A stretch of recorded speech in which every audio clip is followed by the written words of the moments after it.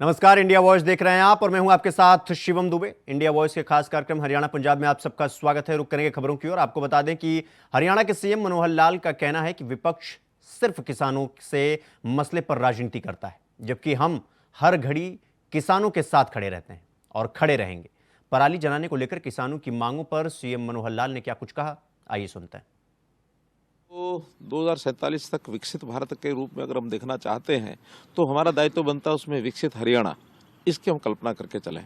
और विकसित हरियाणा की कल्पना भी वही है जो विकसित भारत की है कि यहाँ जो मूलभूत आवश्यकताएं हैं व्यक्तियों की वो पूरी होनी चाहिए। जैसे कहा जाता है रोटी, कपड़ा, मकान, शिक्षा, स्वास्थ्य और सम्मान। हमने उसको अलग ढंग से कहा है। हमने कहा कि शिक्षा, स्वास्थ्य, सुरक्षा, स्वाभिमान, स्वावलंबन और सेवा और सुशासन 7 स्टार का सिस्टम हमने अपने यहाँ ईजाद किया है ताकि हम हर एक चीज़ पर ध्यान कर सकें। हरियाणा सरकार जिस पारदर्शिता के साथ, जिस लोगों के कल्याण के नाते से अलग अलग योजनाओं के हिसाब से आगे बढ़ रही है, मैं निश्चित रूप से विश्वास से कह सकता हूँ कि हरियाणा अपनी भूमिका देश को विकसित करने में जो हमारे बारे में अपेक्षा की जा रही है उससे ज़्यादा निभाएंगे, ऐसा मेरा मानना है। सर देखिए, हम पराली का प्रबंधन पहले दिन से कर रहे हैं। हम पराली की गांठ बनाने के लिए उनको मशीनें देते हैं, हायरिंग सेंटर के हिसाब से उनको पैसा देते हैं और पराली जो इकट्ठा करता है उसको किसान को भी 1,000 रुपया प्रति एकड़ ये पैसा हम उनको दे रहे हैं। और पराली को जो उपयोग करता है, जो उसको मानो उसका कोई बायो प्रोडक्ट बना करके, चाहे उसमें एथेनॉल बनाता है, चाहे उसके अंदर बिजली पैदा करता है, चाहे जो ब्रिकेट्स बनाते हैं कोयला बना करके और उसको कहीं उपयोग करने के लिए जैसे थर्मल प्लांट में उपयोग होता है, तो ऐसी इंडस्ट्री को हम एक प्रकार से उसको आगे बढ़ाते हैं। तो ऐसे किसान को भी लाभ होता है, इंडस्ट्री को भी लाभ होता है, पर्यावरण को भी लाभ होता है। इसी नाते से हरियाणा में हमने पराली जलने के इस क्रम को खत्म कर दिया है। जबकि पंजाब जो आम आदमी पार्टी जो हमेशा दिल्ली का शोर मचाती है कि भी पराली जल के यहाँ आ गई, पराली जल के आ गई, हमारा कहना है हरियाणा में तो पराली जलती नहीं है। अब पंजाब की जली हुई पराली वहाँ पहुँचती है तो या तो वो झूठ बोलते हैं, और यह अगर जलती है तो उसकी जिम्मेदारी भी उन्हीं की है। तो पंजाब में शासन तो उन्हीं का है। आज जब सैटेलाइट के फोटोज आते हैं, उस सैटेलाइट फोटो में यानी अगर अंतर देखा जाए तो 10 और 100 का है। अगर हमारे यहाँ 10 केसेज होते हैं, उनके यहाँ 100 केसेज होते हैं ऐसे। तो इस प्रकार से उनकी जिम्मेदारी है कि पंजाब में इस प्रकार की व्यवस्था को ठीक करें। देखिए, उनको एक बड़ी तकलीफ होती है कि हम किसानों की जब बात करते हैं तो उनको लगता है कि किसानों की बात हम क्यों कर रहे हैं। किसान हमारे प्रदेश का अन्नदाता है, देश का अन्नदाता है, तो किसान की तकलीफ के अंदर हम भी शामिल होते हैं। किसानों के नाते से हमने जितना किया है शायद ही कोई और प्रदेश कर रहा हो। आखिर कौन सा ऐसा प्रदेश है जो 14 फसलों को एमएसपी पर खरीदता है? कौन सा ऐसा प्रदेश है जो सब्जी और फलों पर भी भावांतर भरपाई योजना के नाते से करोड़ों रुपया दे रहा है? कौन सा ऐसा प्रदेश है जिसने पिछले 10 सालों से अपने जो मुआवजे की राशि है 10 गुना कर दी हो? कौन सा ऐसा प्रदेश है जो किसानों के नाते से उनके ब्याज और उनका जो ये जो पेनल्टी है उसको माफ़ करने की घोषणा करता है? हमने 1750 करोड़ रुपया माफ़ किया है। अब जब इतना सब काम करेंगे तो तिलमिलाट उनकी स्वाभाविक है। उनकी तिलमिलाट है कि किसानों के बारे में तो हमेशा इतनी बातें करते, फिर हम किसान के बारे में कैसे अपने आप को जुड़ेंगे? अब ये अलग बात है कि किसानों का, हमारे यहाँ किसान की कोई समस्या नहीं है, लेकिन पंजाब के किसान अपनी दर्द को वो अपना व्यक्त कर रहे हैं। उनको, किसानों को प्रदेश के नाते वो चीज़ें भी नहीं मिलती जो हम यहाँ दे रहे हैं। उनके दर्द के साथ ही मिलकर के खड़े होना चाहते हैं, जबकि किसान उनको पूछता नहीं है। आज किसान समझ गया है कि कौन हितैषी सरकार हमारी है। ज्ञान की बात की है। ज्ञान का मतलब जी स्टैंड्स फॉर गरीब, वाई स्टैंड्स फॉर युवा, ए स्टैंड्स फॉर अन्नदाता, एन स्टैंड्स फॉर नारी। तो हमने इन चारों वर्गों को इस शब्द के अंदर एक एब्रिविएशन के रूप में कहने की कोशिश की है कि ज्ञान एक तो जो एक नॉलेज ज्ञान होता है, एक ज्ञान में इन 4 वर्गों को लेकर के और समाज के इन 4 वर्गों के कल्याण की बात हमने कही है। और यदि इस आधार पर 4 ये जो वर्ग हैं, इन चारों वर्ग का, उसमें भी बेसिक हमारा अंत्योदय की जो भावना है, इसमें जो गरीब परिवार हैं, जो जरूरतमंद हैं, उनकी आवश्यकताओं को पहले पूरा करेंगे तो निश्चित रूप से ये प्रदेश भी आगे बढ़ेगा, देश भी आगे बढ़ेगा। अगली खबर हरियाणा से है, जहां किसान आंदोलन के दौरान हुई सरकारी संपत्ति के नुकसान की भरपाई, आंदोलनकारियों की संपत्ति को कुर्क और बैंक खातों को सीज करने की कार्रवाई शुरू कर दी गई। आपको बता दें कि पंजाब से सटे हरियाणा के अंबाला की पुलिस ने किसान आंदोलन में शामिल केएमएम के सदस्य और बीकेयू यानी भारतीय किसान यूनियन शहीद भगत सिंह के अध्यक्ष अमरजीत मोहड़ी के घर नोटिस भेजा है।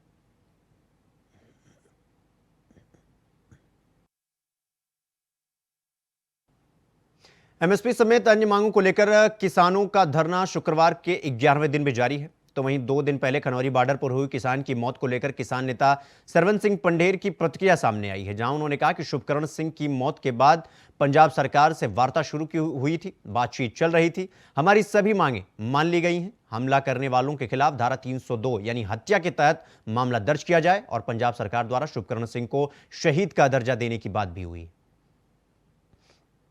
जो अभी कल शुभकरण सिंह की जो मौत हुई थी, उसके बाद पंजाब सरकार से वार्ता जो शुरू हुई थी, उस वार्ता में जो भी अधिकारी भेजे गए थे, दुखद बात है जब भरोसा आप देते हैं, आप भरोसे पे क्यों नहीं खरे उतरते। या तो अधिकारियों में कोई कमी हो सकती है या कहाँ कमी है ये तो वो जान सकते हैं। जब हमारी सारी बातें पटल पर मान ली गई कि हम उनके ऊपर 302 का पर्चा करेंगे जिन्होंने कल हमला किया, हम आपको पंजाब सरकार शुभकरण सिंह को शहीदी का दर्जा देगी, ये भी मान लिया गया। कंपनसेशन की बात परिवार से उनकी हो गई, हमने सीधा कर दिया। उसके बाद और जो पोस्टमार्टम है उसके लिए बोर्ड बैठेगा, ये बात भी हो गई। आप वीडियोग्राफी हम करेंगे, ये बात भी हो गई। जब सब बातों के ऊपर सहमति बन गई, आपने कहा ठीक है, ये कल 4 बजे सहमति बनी है। हरियाणा पुलिस ने शुक्रवार को अंबाला जिले के कुछ यूनियन नेताओं के खिलाफ राष्ट्रीय सुरक्षा अधिनियम यानी एनएसए को गुरुवार देर रात घोषणा के बाद रद्द कर दिया। आपको बता दें कि अंबाला रेंज के आईजी सिबाश कबीराज ने कहा कि सभी संबंधित पक्षों को यह स्पष्ट किया जाता है कि जिला अंबाला के कुछ फार्म यूनियन नेताओं पर राष्ट्रीय सुरक्षा अधिनियम के प्रावधानों को लागू करने के मामले पर पुनर्विचार किया गया है और यह निर्णय लागू किया गया है, इसे लागू नहीं किया जाएगा।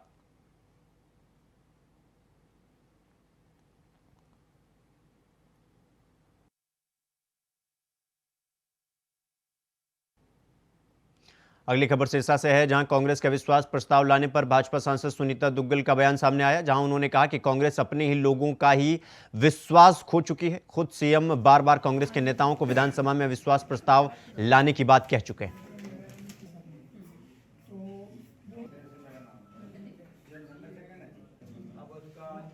देखिए, ऐसा है, मुझे लगता है कि ये बहुत अच्छी बात है, हर 6 महीने के अंदर ये अविश्वास प्रस्ताव ले आते हैं, तो उसमें हमें बहुत अच्छा मौका मिल जाता है। माननीय मुख्यमंत्री जी को अपनी सरकार ने इस दौरान जितने भी काम किए हैं वो पूरी आम जनता को बताने के लिए और पूरे सदन को बताने के लिए एक बहुत अच्छा मौका माननीय मुख्यमंत्री जी को मिल जाता है।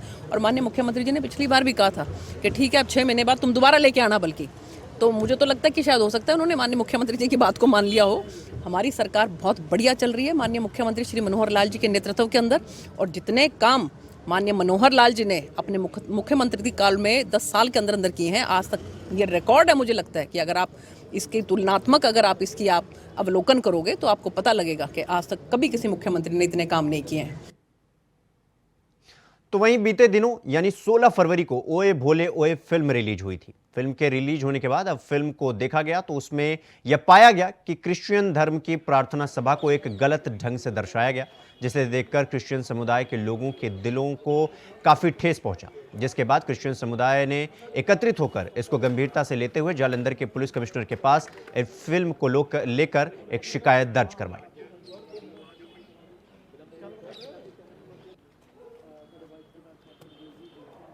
ਅੱਜ ਪਰਸੋਂ ਸਾਡੇ ਧਿਆਨ ਦੇ ਵਿੱਚ ਆਇਆ ਸੀ ਜਿਹੜੀ 16 ਫਰਵਰੀ ਨੂੰ ਫਿਲਮ ਰਿਲੀਜ਼ ਹੋਈ ਆ ਓਏ ਭੋਲੇ ਓਏ, ਉਹਦੇ ਵਿੱਚ ਕ੍ਰਿਸਚੀਅਨ ਕਮਿਊਨਿਟੀ ਦਾ ਜਿਹੜਾ ਇੱਕ ਮਜ਼ਾਕ ਬਣਾਇਆ ਗਿਆ, ਉਹਦੇ ਵਿੱਚ ਜਿਸ ਤਰੀਕੇ ਨਾਲ ਸਾਡੀਆਂ ਸਭਾਵਾਂ ਲੱਗਦੀਆਂ ਵਾ ਉਸੇ ਤਰੀਕੇ ਨਾਲ ਉਹਦੇ ਵਿੱਚ ਇੱਕ ਰੋਲ ਪੇਸ਼ ਕੀਤਾ ਗਿਆ, ਜਿਹਦੇ ਵਿੱਚ ਉਹਨੇ ਸਾਡੀ ਜਿਹੜੀ ਬੜੀ ਹੋਲੀ ਹੈਗੀ ਆ, ਜਿਹਨੂੰ ਅਸੀਂ ਬਹੁਤ ਆਦਰ ਮਾਣ ਜਿਹੜਾ ਸਾਡੇ ਦਿਲਾਂ ਦੇ ਵਿੱਚ ਆ ਹੋਲੀ ਸਪਿਰਿਟ ਦਾ, ਪਵਿੱਤਰ ਆਤਮਾ ਦਾ, ਉਹਦੀ ਬੇਅਦਬੀ ਕੀਤੀ ਗਈ, ਜਿਹਦੇ ਸਬੰਧ ਦੇ ਵਿੱਚ ਅਸੀਂ ਪਰਸੋਂ ਜੁਆਇੰਟ ਕਮਿਸ਼ਨਰ ਸਾਹਿਬ ਨੂੰ ਮਿਲੇ ਔਰ ਉਹਨਾਂ ਨੂੰ ਐਪਲੀਕੇਸ਼ਨ ਦਿੱਤੀ ਔਰ ਉਹਨਾਂ ਨੇ ਅੱਛੀ ਇੱਕ ਕਾਰਗੁਜ਼ਾਰੀ ਕਰਦੇ ਹੋਏ ਕਮਿਸ਼ਨਰ ਸਾਹਿਬ ਔਰ ਜਿਹੜਾ ਜ਼ਿਲ੍ਹਾ ਜਲੰਧਰ ਦੀ ਐਡਮਿਨਿਸਟ੍ਰੇਸ਼ਨ ਹੈਗੀ ਆ, ਉਹਨਾਂ ਨੇ 4 ਨੰਬਰ ਥਾਣੇ ਦੇ ਵਿੱਚ ਇਸ ਰਿਪੋਰਟ ਨੂੰ ਭੇਜਿਆ ਔਰ ਫੌਰੀ ਤੌਰ ਦੇ ਉੱਤੇ ਕਾਰਵਾਈ ਕਰਦੇ ਹੋਏ 4 ਨੰਬਰ ਦੇ ਵਿੱਚ ਸਾਡੇ ਜਿਹੜੇ ਡੀਐਸਪੀ ਸਾਹਿਬ ਨੇ ਨਿਰਮਲ ਸਿੰਘ ਜੀ ਔਰ ਉਹਨਾਂ ਦੇ ਦਿਸ਼ਾ ਨਿਰਦੇਸ਼ ਤੋਂ ਐਸਐਚਓ ਸਾਹਿਬ ਨੇ FIR ਨੰਬਰ 00 ਜਿਹੜੀ 17 ਆ ਉਹ ਕੱਢ ਦਿੱਤੀ ਆ। खबरों में आगे बढ़ेंगे। अगली खबर पंजाब से है, जहां कांग्रेस के नेता प्रताप सिंह बाजवा ने कहा कि सरकार पंजाब के लोगों और किसान के अधिकारों को सुरक्षित करने और जान माल की रक्षा करने में विफल रही है। अब भगवंत मान को मुख्यमंत्री पद से इस्तीफा दे देना चाहिए। खबर पटियाला से है, जहां किसान आंदोलन के दौरान शंभू बॉर्डर पर हरियाणा सरकार द्वारा छोड़े गए आंसू गैस के गोले से किसान घायल हो गए। राजेंद्र अस्पताल में जिन्हें भर्ती कराया गया, इनमें जगजीत सिंह डल्लेवाल भी शामिल हैं, जिन्हें राजेंद्र अस्पताल में भर्ती नहीं किया गया। तो वहीं विक्रम सिंह मजीठिया आए, उनसे मिले और उन्होंने सीधे तौर पर पंजाब सरकार पर यह आरोप लगाया कि यह सब पंजाब सरकार की देखरेख में हो रहा है और पंजाब सरकार किसानों का समर्थन नहीं कर रही है।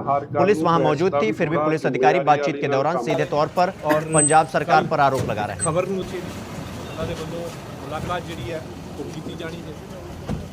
ਧੰਨਵਾਦ ਦੇ ਨਾਲ ਉਹਨਾਂ ਦੇ ਨਾਲ ਹਰਸ਼ਦੀਪ ਕਲੇਰ ਲੀਗਲ ਸੈੱਲ ਦੇ ਪ੍ਰਧਾਨ ਦੇ ਨਾਲ ਸਰਜੀਤ ਸਿੰਘ ਚਿੰਜਨ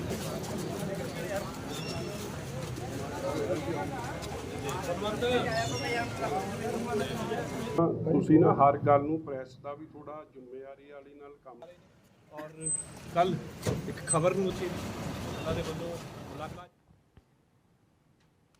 अगली खबर शंभू बॉर्डर से है, जहां शुभकरण के अंतिम संस्कार को लेकर किसान नेता सरवन सिंह पंढेर का बड़ा बयान सामने आया है, जहां उन्होंने आम जनता से अपील करते हुए यह कहा कि अपने घरों दुकानों पर काला झंडा या कपड़ा लगाकर केंद्र सरकार के खिलाफ विरोध प्रदर्शन करें।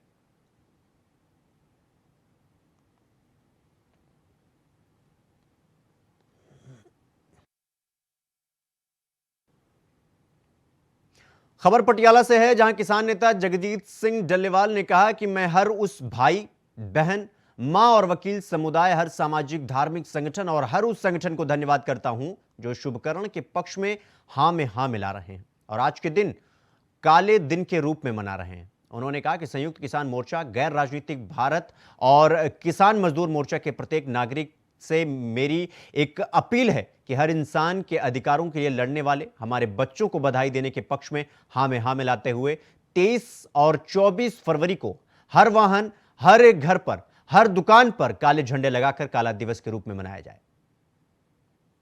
कि जिस तरह मल्लो पिंड के नौजवान शुभकरण सिंह के इस अंदोलन के विच शहादत तो बाद पूरे देश के अंदर माहौल गमगीन बनया हुआ है। असी हर उस वीर का तहे दिलों धन्यवाद करते हैं जो इस गमगीन माहौल दे विच, इस दुख के समय ते अज इस मोर्चे के नाल उस पीड़ित परिवार के नाल खड़ के दर्द वंडाउण का यतन कर रहे हैं, जिन्हां जिवें साडे सत्कारयोग हाईकोर्ट के वकील साहिबाना वालों। रुक करेंगे अगली खबर की ओर। अगली खबर पंजाब के जालंधर से है, जहां गुरु रविदास चौक के पास बीते मंगलवार को एक ढाबा संचालक पर हुए जानलेवा हमले का अब सीसीटीवी फुटेज सामने आया है, जिसमें यह देखा जा सकता है कि हमलावर युवक ढाबा संचालक पर तेजधार हथियार से वार करते हुए नजर आ रहा है। वहीं एक युवक अपने हाथ में हथियार लिए खून से लथपथ नजर आ रहा है।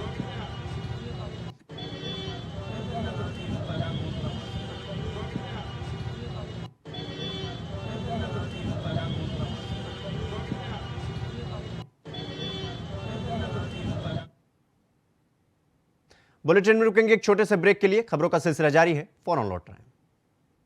ब्रेक के बाद एक बार फिर आप सबका स्वागत है मेरे साथ। रुक करेंगे अगली खबर की ओर। आपको बता दें कि खबर पटियाला से है, जहां तेजबाग कॉलोनी में पटियाला शहरी के प्रधान तेजिंदर मेहता की अगुवाई में पंजाब सरकार की तरफ से कैंप लगवाया गया। कैंप में मोहल्ले के लोग भारी मात्रा में पहुंचे और जिनके काम दफ्तरों पर भी जाकर नहीं होते थे, उन लोगों का काम इस कैंप में आसानी से हो जाए।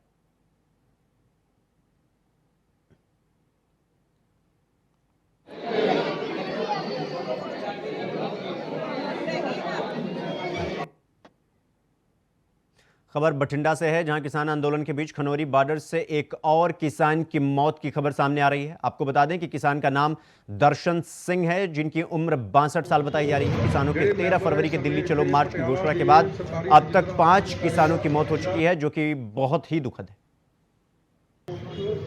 ਜਿਹੜੇ ਮੈਂਬਰ ਇਸ ਸਮੇਂ ਇੱਥੇ ਪਟਿਆਲਾ ਦੇ ਸਰਕਾਰੀ ਰਜਿੰਦਰਾ ਹਸਪਤਾਲ ਵਿੱਚ आशा वर्कर यूनियन की तरफ से केंद्र सरकार के खिलाफ जमकर रोष प्रदर्शन करते खाली बर्तन बजाकर केंद्र सरकार को जगाने की कोशिश की गई।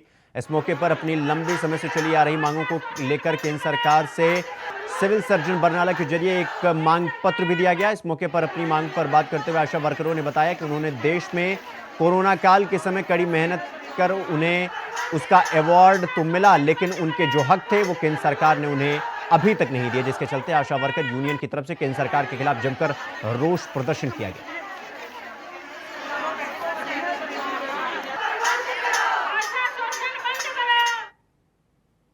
किसान आंदोलन 2.0 चल रहा है और इस दौरान केंद्रीय मंत्री के साथ किसानों की 4 दौर की वार्ता हो चुकी है, लेकिन अभी तक कोई समाधान नहीं निकला।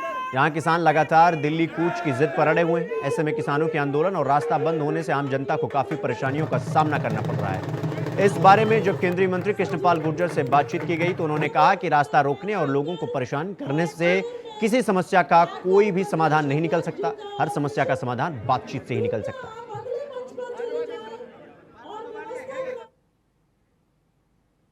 मानसा में भारतीय किसान यूनियन एकता की ओर से डिप्टी कमिश्नर कार्यालय के सामने धरना प्रदर्शन दिया गया। आपको बता दें कि हरियाणा के बॉर्डर पर किसानों के साथ जो हुआ उसके चलते किसानों ने आज केंद्र सरकार की अर्थी फूंक कर रोड प्रदर्शन किया और कहा कि संयुक्त किसान मोर्चा की मीटिंग में अगर कोई भी फैसला होता है तो वो किसानों के साथ इस आंदोलन में खड़े होंगे।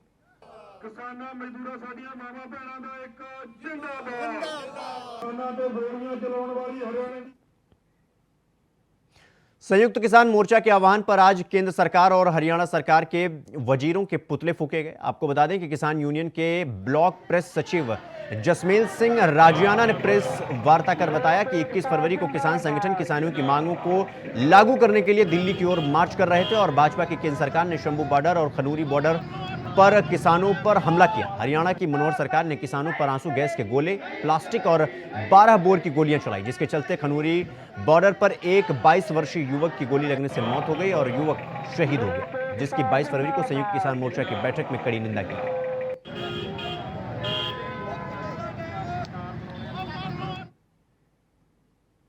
पटियाला पंजाब के बॉर्डर पर चल रहे किसी संघर्ष के दौरान केंद्र सरकार हरियाणा की तरफ से जो किसान के ऊपर आंसू गैस के गोले दागे गए जिसमें शहीद हुए उनको लेकर आज पटियाला के डिप्टी कमिश्नर दफ्तर के बाहर यूथ कांग्रेस ने धरना प्रदर्शन किया। साथ ही मीडिया से बातचीत करते हुए यूथ कांग्रेस के प्रधान मोहित महिंद्रा की तरफ से कहा गया कि पंजाब सरकार हरियाणा सरकार के ऊपर FIR क्यों दर्ज नहीं कर रही, जिसमें हमारे 21 साल के लड़के शुभकरण की मौत हुई और हरियाणा की तरफ से उसको सरेआम गोली मार दी गई थी।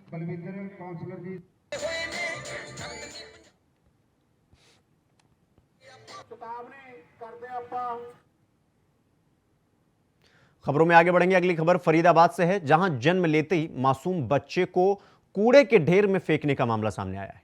आपको बता दें कि कूड़ा उठाने गए बच्चों ने आसपास के लोगों को बताया कि यहां पर किसी बच्चे का शव पड़ा हुआ है। तभी आनन फानन में डबुआ थाने की पुलिस मौके पर पहुंची और फॉरेंसिक टीम ने वहां पर जायजा लिया। फिलहाल मामले की जांच पड़ताल की जा रही है।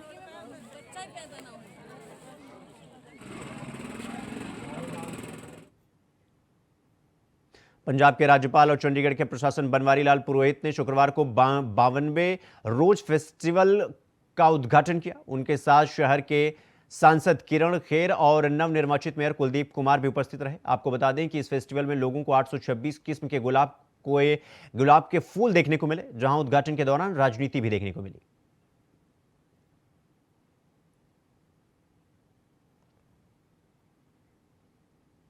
हरियाणा के मुख्यमंत्री मनोहर लाल वित्त मंत्री के तौर पर अपने दूसरे कार्यकाल का अंतिम बजट पेश कर रहे हैं। सीएम मनोहर लाल ने 1,90,000 करोड़ रुपए का बजट पेश किया। यह पिछले बजट से 11% अधिक है। बजट पेश करते हुए सीएम ने कहा कि लगातार 5वीं बार बजट पेश करना गर्व की बात है। उन्होंने कहा कि इस साल कोई नया टैक्स तो नहीं है। इस साल 2014-15 में अखिल भारतीय सकल घरेलू उत्पाद में हरियाणा की GSDP की हिस्सेदारी 3.5% थी, तो वहीं साल 2023-24 में बढ़कर 3.7% हो गई।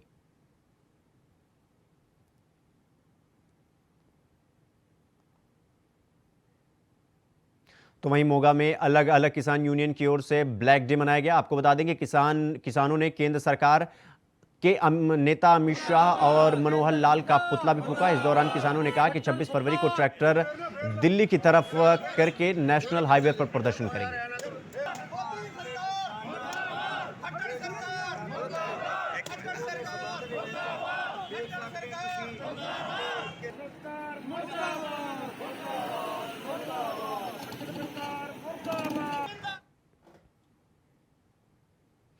संयुक्त किसान मोर्चा के बुलावे पर फिरोजपुर में किसानों की तरफ से जिला प्रबंधकीय डिप्टी कमिश्नर के कॉम्प्लेक्स के बाहर किसानों ने रोष प्रदर्शन किया और केंद्र सरकार का पुतला फूंका। उसी दौरान किसानों ने सीएम भगवंत मान के द्वारा 1 करोड़ और सरकारी नौकरी मृतक किसान नौजवान के परिवार को देने को ऐलान को सही बताया और कहा कि केंद्र सरकार जो किसानों के साथ हरियाणा बॉर्डर पर कर रही है वो गलत है। साथ ही किसानों ने यह भी कहा कि केंद्र सरकार हमारी मांगे पूरी करे, नहीं तो संयुक्त मोर्चा के बुलावे पर 26 तारीख को फिरोजपुर में ट्रैक्टर मार्च करेंगे और 14 मार्च को किसान महापंचायत दिल्ली में की जाएगी।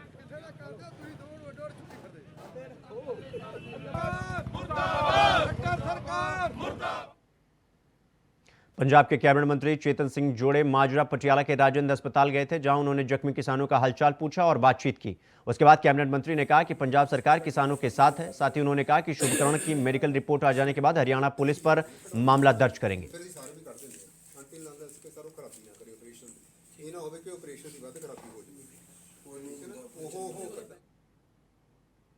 हरियाणा मेवात के खिलाड़ी एक के बाद एक कई प्रतियोगिताओं में अव्वल आकर अपने मां बाप का सर गर्व से ऊंचा कर रहे हैं। दिल्ली में आयोजित हुई star of India power lifting championship में मेवात जिले के लहरवाड़ी गांव के रहने वाले 5 लड़कों ने 2 गोल्ड, 2 सिल्वर, 1 ब्रॉन्ज मेडल पर कब्जा किया। तो वहीं मेडल जीतकर अपने घर लहरवाड़ी पहुंचने पर 5 विजेताओं का जोरदार स्वागत किया गया।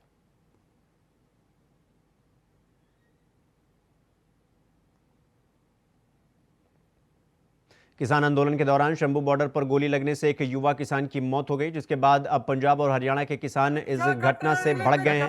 आपको बता दें कि किसानों ने आज सिरसा में केंद्र और हरियाणा सरकार के खिलाफ विरोध प्रदर्शन किया। साथ ही घटना के तुरंत बाद पंजाब सरकार ने मृतक किसान के परिवार को 1 करोड़ की आर्थिक सहायता की। अमित शाह खट्टर मुर्दाबाद, मुर्दाबाद, मुर्दाबाद। अमित शाह खट्टर। अंबाला पुलिस ने किसान नेताओं पर एनएसए के तहत कार्रवाई करने की बात कही थी। साथ ही पुलिस ने उनके घरों पर नोटिस तक चस्पा कर दिए थे, लेकिन कुछ ही देर में पुलिस ने अपने फैसले को वापस ले लिया। साथ ही इस मामले में मीडिया से बातचीत करते हुए अंबाला की एसपी पूजा डाबला ने बताया कि अंबाला के कुछ किसान नेताओं पर राष्ट्रीय सुरक्षा अधिनियम के प्रावधानों को लागू करने के मामले पर पुनर्विचार किया गया और यह निर्णय वापस लिया गया। इसे लागू नहीं किया जाएगा। हरियाणा पुलिस सभी प्रदर्शनकारियों और उनके नेताओं से शांति बनाए रखने और कानून व्यवस्था को बनाए रखने में सहयोग करने के लिए अनुरोध करती है।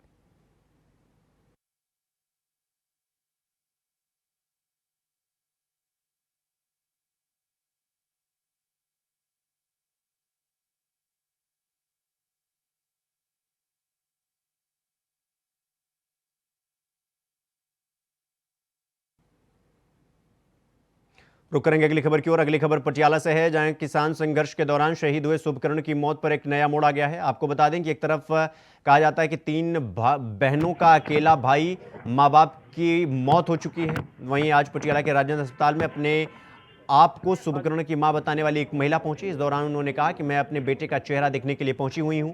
शुभकरण सिंह मेरा बेटा था, मेरे साथ बातचीत करना था, इसलिए मैं यहां अपने बेटे का चेहरा देखने के लिए आई।